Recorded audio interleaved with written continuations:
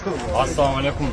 Hurmatlı Sadır Japarov, Prezidenti Ташиев, Маданият министрлиги, biz Аксы району Үчкоргон айылынан, Кызылжар айылынан кайрылып атабыз. Кайрылганыбыздын себеби биз Кыргызстан боюнча эң эле биринчи бышкан дарбыз, дейбизби, дүмбүл, бардык нерсе ушул жерден чыгат да эң эле биринчи.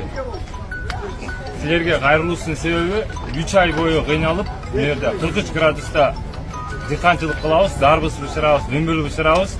Анан сатарга келгенде эле ушул арзан сатып, кайра банкрот болуп, кредит алып, алды Россияга барып калып атат да. Ушул өзүбүздөн чыгарган ушул дарбызыбызды сата албай калып атабыз да, арзанга кетипчи.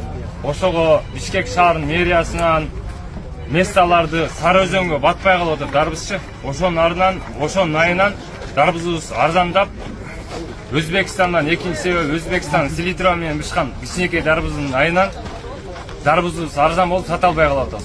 Мэриядан суранабыз, шаардын сырткы райондорунан месталарды дарбыз сатканы устубай кылып берсе, дарбызыбыздын саткан баасы бир аз бизге да туура келип, кылган дыйканчылыгыбызды мээнетин көрүп, бала чакабызды бакканга шарт түзүп берсеңер, силерден суранат элек да.